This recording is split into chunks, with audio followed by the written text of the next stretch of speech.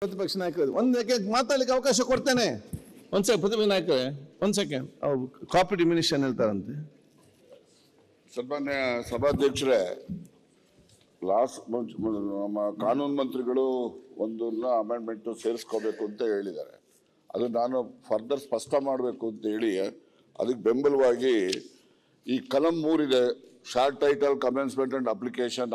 ಅದರಲ್ಲಿ ಕಲಂ 3ರ ನಂತರ 3ರಲ್ಲಿ ಕಾರ್ಪೊರೇಷನ್ ರಿಜಿಸ್ಟರ್ಡ್ ವಿತ್ RBI ಅಂತೆಲ್ಲ ಬರೆದಿದ್ದಾರೆ. ಅದು ನಂತರ and all cooperative institutions registered under section under cooperative societies registered societies act 1959 ಅಂತ ಒಂದು ಬರ್ಬೇಕಲ್ಲಿ. ಜೊತೆಗೆ ಸೌಹಾರ್ದ ಕೋಆಪರೇಟಿವ್ ಸೊಸೈಟೀಸ್ ಆಕ್ಟ್ 1997 ಅಂತ ಬರ್ಬೇಕು. ಅದೇ ಒಂದು ಲೈನ್ ಬಂದು ಕಾನೂನು ಮಂತ್ರಿಗಳು ಒಪ್ಪಿದ್ದಾರೆ ಅಂತ ಭಾವಿಸ್ತೇನೆ. ಅದನ್ನೆಲ್ಲ ಓಕೆ. ಸನ್ಮಾನ್ಯ ಅಧ್ಯಕ್ಷರೇ, ಕರ್ನಾಟಕ ಲೇವಾದೇವಿ ಅಧಿನಿಯಮ 1961 ಮತ್ತಷ್ಟು ತಿದ್ದುಪಡಿ ಮಾಡುವಂಥದ್ದಕ್ಕೆ ಸನ್ಮಾನ್ಯ ನಮ್ಮ ಲಾ ಮಿನಿಸ್ಟ್ರು ವಿಧೇಯಕವನ್ನು ತಂದಿದ್ದಾರೆ. ನನಗನ್ಸ್ತೈತೆ ಒಂದು ರೀತಿ ಟ್ರೈನ್ ಹೋದ್ಮೇಲೆ ಟಿಕೆಟ್ ತಗೊಂಡಂಗೆ ಆಗ್ತದೆ. 30 ಜನ ಸತ್ತೋಗಿದ್ದಾರೆ ಇದುವರೆಗೂ, ಇನ್ನೂ ಜಾಸ್ತಿ ಆಗಿದ್ದಾರೆ. ನಮ್ಗೆ ಬಂದಿರೋಂಥ ಮಾಹಿತಿ ಪ್ರಕಾರ 30 ಜನ ಸತ್ತಿದ್ದಾರೆ ಅಂತ. ಅಂದರೆ ಸರ್ಕಾರ ಕಟ್ಟುನಿಟ್ಟಿನ ಕ್ರಮಗಳನ್ನು ತೆಗೆದುಕೊಂಡಿದ್ರೆ, ಬೇಗ ಸ್ಪಂದನೆ ಮಾಡಿದ್ರೆ ಇಷ್ಟು 30 ಜೀವಗಳನ್ನು ಉಳಿಸ್ಬೋದಾಯ್ತು. ನಾವು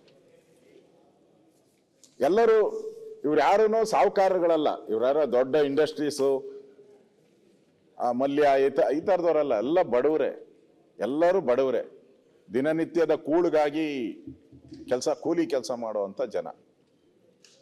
ಅವ್ರನ್ನ ನಾವು ಉಳಿಸ್ಬೋದಾಗಿತ್ತು. ಇವತ್ತು 60 ಮೈಕ್ರೋ ಫೈನಾನ್ಸ್ ಏನು ಲೋನ್ ತಗೊಂಡಿದ್ದಾರೆ. ನಾನು ಒಂದು ಕಡೆ ಭೇಟಿ ಮಾಡಿದ್ದೆ, ಅಲ್ಲಿ ಒಂದೇ ತಿಂಗಳು ಕಟ್ಟಿಲ್ಲ ಅವನು. ಮೈಕ್ರೋ ಫೈನಾನ್ಸ್ ಎಷ್ಟು ಫಾಸ್ಟ್ ಇದ್ದಾರೆ ಇವರು ಅಂತ ನಾನು ಹೇಳಕ್ಕೆ. ಕೋರ್ಟಿಂದ ಆರ್ಡರ್ ತಂದು ಸೀಸ್ ಮಾಡಿದ್ದಾರೆ. ಮನೆಯಿಂದ ಹೊರಗಾಗ್ತಾ ಇರೋದನ್ನು ಕೂಡ ನಾವು ನೋಡಿದ್ರು. 1 ತಿಂಗಳು ಕಟ್ಟಿಲ್ಲ ಅಂತ ಹೇಳಿದ್ರೆ, ಒಂದೇ 1 ತಿಂಗಳು ಕಟ್ಟಿಲ್ಲ ಅಂತ ಹೇಳಿದ್ರು ಈ ಪರಿಸ್ಥಿತಿ ನಾವು ನೋಡ್ತಾ ಇದ್ದೀರಿ. ಮತ್ತೆ ಈ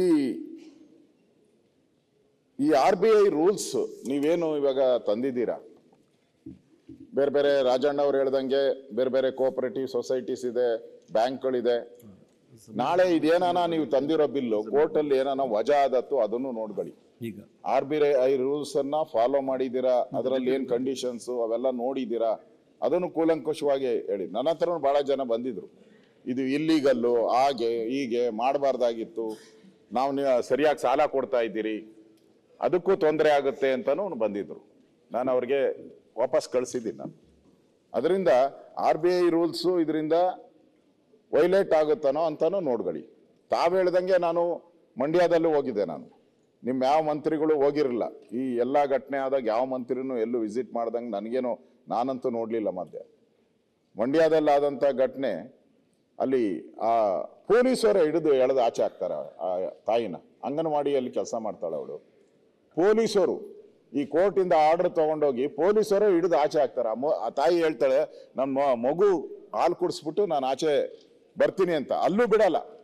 ಆ ಪೊಲೀಸರ ಮೇಲೆ ಕ್ರಮ ತಗೊಳ್ಳಿ ಅಂತ SP ಗೂ ನಾನು ಹೇಳಿದ್ದೀನಿ, ಅವತ್ತೇ ಫೋನ್ ಮಾಡಿ ಹೇಳಿದ್ದೀನಿ. ಅದಾದ್ಮೇಲೆ ಅವ್ರ ತಾಯಿನ ಕರೆದು ಅಲ್ಲೆಲ್ಲ ಅವಮಾನ, ತಾವು ಹೇಳಿದ್ರಿ ಅವಮಾನ ಆಗ್ಬಾರ್ದು ಅಂತ ಈ ವಿಧೇಯಕ ತಂದಿದ್ರಿ ಅಂತ. ಅವಮಾನ ಆದ್ಮೇಲೆ ಮಗನ್ ಗೊತ್ತಾಗ್ತೈತೆ. ಮಗ ಹೋಗಿ ಕೆರೆಯಲ್ಲಿ ಬಿದ್ದ ಸೋತೋಗ್ತಾನೆ. ಒಂದೇ ದಿನದಲ್ಲಿ 2.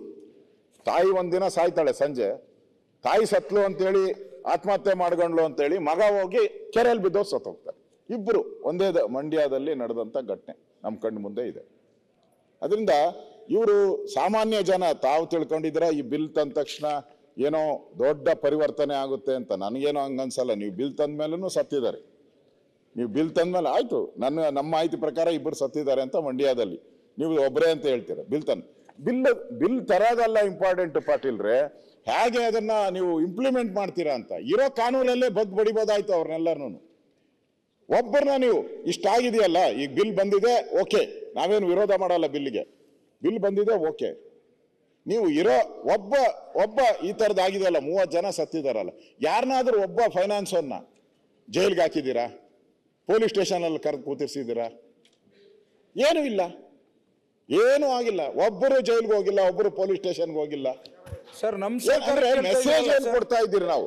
ಸರ್ಕಾರ ಒಂದು ಮೆಸೇಜ್ ಅನ್ನ ನಾವು ಮಾತಾಡಕ್ಕಿದ್ದೀನಿ, ಆ ಮೆಸೇಜ್ ಅನ್ನ ನಾವು ಕೊಡ್ತಾ ಇಲ್ಲ. ಒಳ್ಳೆ ಎಚ್ಚರ ಆಯ್ತು. ನಮ್ ಸರ್ಕಾರದಲ್ಲಿ ಏನ್ ಮಾಡಿದ್ರು ಅಂತ ಬಿಲ್ ವಿರೋಧ ಮಾಡ್ತಾ ಇಲ್ಲ ಸುರೇಶ್. ನಾವೇನ್ ಬಿಲ್ ಏನು ವಿರೋಧ ಮಾಡ್ತಾ ಇಲ್ಲ ಡಾಕ್ಟ್ರೆ, ನಾನೇನ್ ಬಿಲ್ ಏನು ವಿರೋಧ ಮಾಡ್ತಾ ಇಲ್ಲ. ಮಾತಾಡೋದು ಸ್ವಲ್ಪ ಕಲ್ಸ್ಕೊಡಿ ನಿಮ್ಮ ಸದಸ್ಯರಿಗೆ. ಮಾತಾಡಕ್ಕೆ ಇದ್ದೀನಿ, ಮಾತಾಡೋದು ಕಡಿಮೆ ಮಾಡು. ಏನ್ ಮಾತಾಡಕ್ಕೆ ಇದ್ದೀನಿ, ಏನ್ ವಿಚಾರದಲ್ಲಿ ಏನ್ ಮಾತಾಡೋದು? ಏನ್ ಒಂದ್ ಸ್ವಲ್ಪ ಗೌರವ ಮಾತಾಡೋದು ಕಲ್ಸ್ಕೊಳ್ಳಿ. ಒಂದ್ ಸ್ವಲ್ಪ ನೀನು ವಿರೋಧ ಪಕ್ಷ ನಾಯಕರು ಮಾತಾಡಕತ್ತಾರ, ಆ ಬಿಲ್ಲಿ ಬೆಂಬಲ ಐತೆ ಮಾಡಿದ್ದ ಕಾಯ್ದೆ ಸರಿ ಐತಿಲ್ಲ ಅಂತ ಹೇಳಿ ನಾವು ಅದಕ್ಕೆ ಕೊಡ್ತೇವಲ್ಲ. ನಿಮ್ ಸರ್ಕಾರ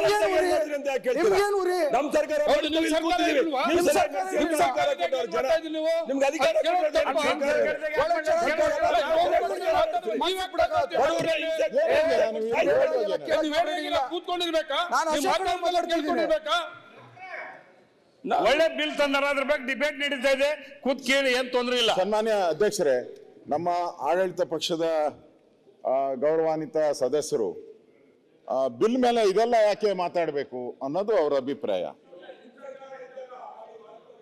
ಅಲ್ಲ ಅಲ್ಲ ಅದನ್ನೇ ನಮ್ಮ ಲಾ ಮಿನಿಸ್ಟರ್ ಹೇಳ್ತಾ ಇದ್ದಾರೆ ಇದು ಅನ್ಯಾಯ ಅಂತ. ಏನೇನು ಘಟನೆ ಆಗಿದೆ ಅಂತ ಅವರು ಹೇಳಿದ್ರು, ಏನ್ ಅನ್ಯಾಯ ಆಗ್ತಾ ಇದೆ ಅದನ್ನು ಹೇಳಿದ್ರು. ನಾವೇನು ಅವಾಗ ಅಬ್ಜೆಕ್ಷನ್ ಮಾಡಿದ್ರ? ಏನ್ ಮಾಡಲಿಲ್ಲ. ಇಲ್ಲಿ ಬಹಳ ಪ್ರಮುಖವಾಗಿ ನಾನು ಮಂಡ್ಯದಲ್ಲಿ ಹೋದಾಗ ನಾನು ಕೇಳಿದೆ ಅಲ್ಲಿನ ಜಿಲ್ಲಾಧಿಕಾರಿಗಳಿಗೆ, ಏನ್ರಿ ಇವರೆಲ್ಲ ರೆಕಗ್ನೈಸ್ಡ್ ಇದಾರ ಅಂತ. ಅವ್ರು ಹೇಳಿದ್ರು 60 ಏನ್ ಈ ತರ ಮೈಕ್ರೋ ಫೈನಾನ್ಸ್ ಇದೆ, 60ರಲ್ಲಿ 18 ಮಾತ್ರ ರೆಕಗ್ನೈಸ್ ಇದೆ, ಉಳಿಯೋ ಯಾವ ರೆಕಗ್ನೈಸ್ ಇಲ್ಲ ಅಂತ ಹೇಳಿದ್ರು. ಮಂಡ್ಯದಲ್ಲಿ ನಮ್ಮ DC ನನಗೆ ಹೇಳಿದ್ದು ಫೋನಲ್ಲಿ. ಅಂದ್ರೆ 60ರಲ್ಲಿ 18 ಮಾತ್ರ ರೆಕಗ್ನೈಸ್, ಉಳಿದವೆಲ್ಲ ಹಂಗೆ ಬೇನಾಮಿಯಾಗಿ ನಡೀತಾ ಇದೆ.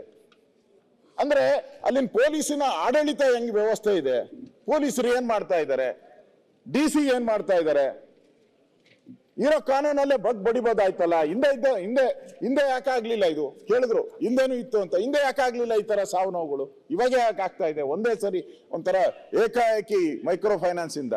ಆ ದೃಷ್ಟಿಯಿಂದ ನಾವೇನು ಬಿಲ್ಗೆ ವಿರೋಧ ಮಾಡಲ್ಲ. ಬಿಲ್ಲನ್ನ RBI ರೂಲ್ಸ್ ಏನಿದೆ ಅದ್ರ ಪ್ರಕಾರ ದಯವಿಟ್ಟು ಇನ್ನೊಂದ್ಸರಿ ನೋಡಿ, ಕೋರ್ಟಲ್ಲಿ ಬಿದ್ದೋಗ್ಬಾರ್ದು ಅನ್ನೋದು ನನ್ನ ವಿನಂತಿ ಅಷ್ಟೇ. ಬಿಲ್ಗೆ ನಾವೇನು ವಿರೋಧ ಮಾಡಲ್ಲ, ನಾವು ಸ್ವಾಗತ ಮಾಡ್ತೀರಿ. ಈ ಬಿಲ್ಲನ್ನ ದಯವಿಟ್ಟು ಈ ಏನು ಅನ್ಯಾಯ ಆಗ್ತಾ ಇತ್ತು ಅದನ್ನ ತಡೆಗಟ್ಟ ತಂದಿರೋದ್ರಿಂದ ನಾವು ಸ್ವಾಗತ ಮಾಡ್ತೀವಿ. ಅಧ್ಯಕ್ಷರೇ ಒಂದ್ ನಿಮಿಷ. ನ್ಯೂಸ್ ಫಸ್ಟ್ ನಿರ್ಭೀತಿಯಿಂದ ನಿಮ್ಮ ಪರವಾಗಿ.